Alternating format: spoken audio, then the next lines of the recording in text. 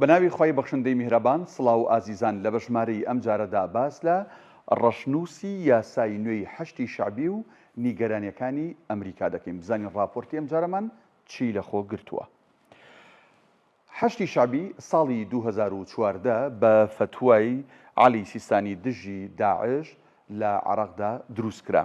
ساڵی 2016 دوو ساڵ دوای دروستبوونی لە پەرلەمانی عێراق یاسایەکی بۆ پەسەند کرا کە یاسایەکی کرچووکاڵ بوو بە نیسبەت هەشتی شعبی و بۆیە ئێستا ئەم ڕەشنووسە نوێیان هێناوە.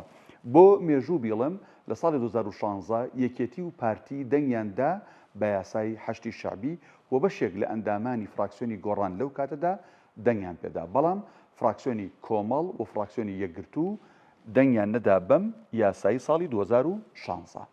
بزانین هەشتی شعبی ژمارەکەیان چەندێ؟ بەپێی ئامارە فەرمیەکان 238,075 چەکدار لەخۆ دەگرن. بێگومان هەشتی شعبی یەک گروپ و یەک تاقم نین، نزیکی 7 گروپن، هەر هەمویان ئەوە ژمارەکەیانە. موچەی ساڵانەیان 3 تریلیۆن و 864 ملیار دینارە. ئەوە تەقسیمی 12ەکەین دەکاتە 322 ملیار دینار مانگانە موچەی هەشتی شعبیە. ئەیکۆی گشتی خەرجی حەشد لە ساڵە کاتچەند هەیە جگە لە موچە ئەو پارەی بۆ پڕچەکردن بۆ مەشق و ڕایەنان بۆ بابەتی لۆجستی حەشد بەکارهێنرێ و خەرجەکرێت دەگاتە 4 تریلیۆن و 556 ملیار دینار.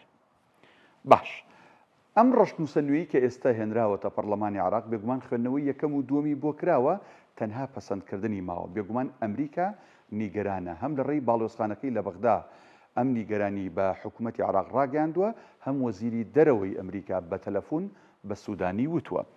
ڕەشنووسەکە لە 18 مادە پێگاتووە. دەستەکە بەشێکە لە هێزە چەکدارەکان. تەبەن ئێمە چەند مادەیەکی گرنگی باسەکەین.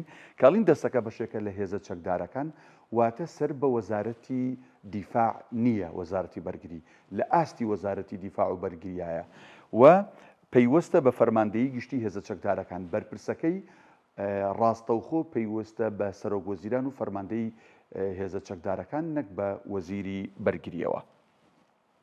سەرۆکەکەی پلەی وەزیریە بێت بێگومان. سەرۆکەکەی دەبێتە ئەندامی لیژنەی وزاری ئاسایشی نەتەوەیی کە با بڵێن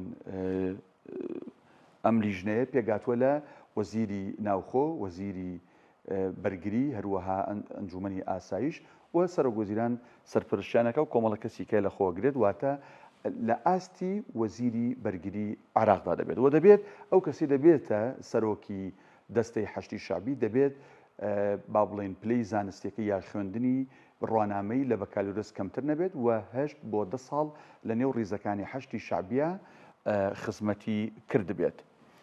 ئەرکەکانی دەستەکە چیە بن؟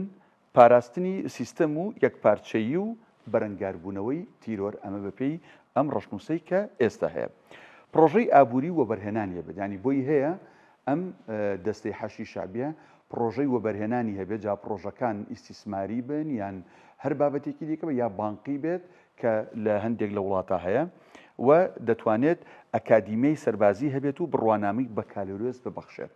ئەمەش دیسانەوە یەکێکی دیکە بێت ئەرکەکانی ئەوتوانێت بڕوانامی بەکالۆرس بەتایبەت لە بواری سەربازیدا ببەخشێت. باش، بۆچی ئەمریکا لەم ڕەشنووسە نیگەرانە؟ لەبەرەوەی هەستەکە وەکو سوپای پاسداران چۆن لە ئێرانە ڕاستەوخۆ سەر بە ڕابەری باڵایە، لێرەش ئەم دەبێتە بەدیلی سوپای عێراق و وەکو بڵێ هیچ حسابێک بۆ سوپای عێراق ناکرێت و ئەمریکا ترسی هەیە دووبارە سیناریۆی سوپای پاسداران لە عێراق دروست بێ، بۆیە نیگەرانە و بە جددی نیگەرانە و نیگەرانەکەشی گەیاندووە. تەنانەت لەسەر ئەم پرۆژە یاسایە کورد ئێستا هەمویان یەکدەنگن کە بەشداری ئەو دانیشتە ناکەن کە ئەم پرۆژە یاسایی تێدا پەسەند بکرێ، هەموو لایەنەکان. سوننەش دژێتی، تەنانەت لە نێو ماڵی شیعەشدا ناکۆکی لەسەر ڕەشنووسی ئەم یاسایە هەیە. ئەمریکا لە بەژمارەی ئەمجاردا باسمان کرد ڕەشنووسی یاسای نوێی هەشتی شعبی و نیگەرانەکانی ئەمریکا.